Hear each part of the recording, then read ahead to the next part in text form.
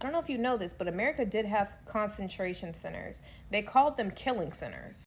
Think Poland, the killing centers that was used to slaughter millions of Jews.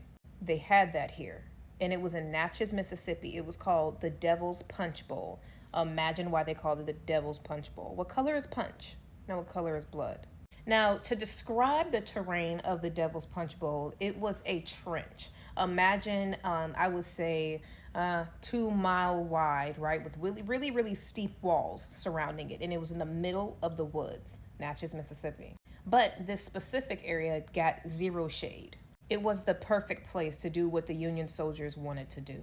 Yes, Union soldiers built this concentration camp, this killing center, and lured every black person once slavery was abolished to this place. And whoever actually came after being lured, and the way that they lured them was they had signs saying, "Oh, there's a beautiful community created just for you, just for black people, and it's protected by Union soldiers." So whoever that worked on ended up in this trench with one way in and no way out.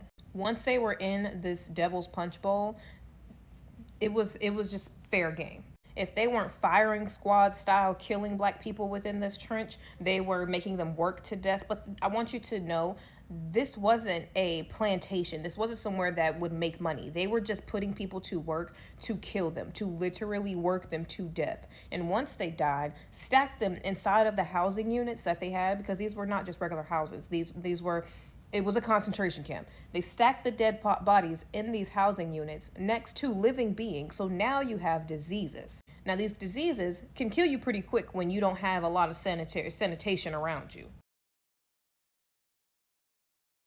But I want to give you a little brief history about the Devil's Punch Bowl in Natchez, Mississippi. Really quick, I have a nonprofit dedicated to keeping Black history in our schools. We're starting a 2-hour program. I really could use your donations and support. Tap the link tree in my bio.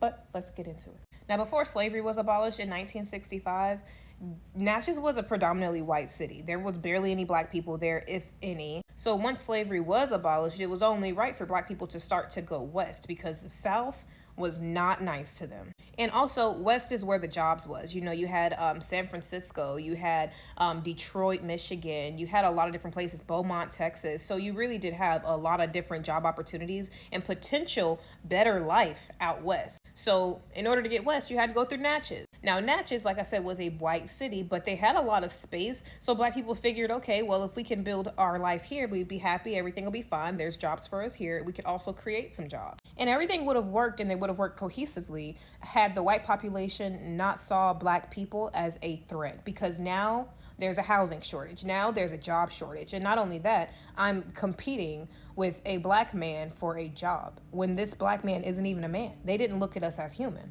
So imagine the turmoil that went on. Now, a lot of people don't know that Union soldiers were very closely in cahoots with racist white people in the South. And the reason for this is because the Union soldiers were not well-paid people. You know what I mean? You have to imagine these were probably relatively poor people, right? That just went to the service because they needed something. They needed housing, or they needed a job, or they just, it wasn't necessarily, oh, we're going to get paid a whole bunch of money. It was just, at least I could do something. I can have some sort of honor, right? So these Union soldiers went south, and they pitched deals with these plantation owners or these governors or whomever, right? These racist white people, and said, okay, if you can avoid them from infiltrating our city, however you can, we'll give you this. Whether it be money, whether it be land, whether it be power, whatever. And these Union soldiers definitely abided by that, and they executed well on their side. And they did so by creating this concentration camp right outside of Natchez. And I want to actually read off my paper how this was marketed within the newspaper. It was, quote, family-friendly community amongst U.S. soldiers, marketed only to black people. Now, there was a group of, I want to say 20,000 black people that traveled from Georgia into Natchez. That was their destination. That when people left, when they left their family, they said, we're going to Natchez. They never made it. Now, in 2014, archaeologists discovered 20,000 remains, 20,000 skeletal remains near the Devil's Punch Bowl. They hadn't made it in yet. Fun fact, that's actually why if you know anyone that's in Natchez, they tell you don't eat the peaches that grow from the trees. Think of the song Strange Fruit, because what fertilized that soil? It was human remains. Within this punch bowl, 75 people died a day. And they were able to get away with this for quite some time because, like I said, it was hidden amongst the trees in Natchez, Mississippi. And what I didn't cover yet on this page is once slavery was abolished, the North was hands off. So the southern states could do whatever they wanted. Whatever they wanted. And that was what the state of Mississippi wanted for their black citizens, was for them to be killed. Did you know this?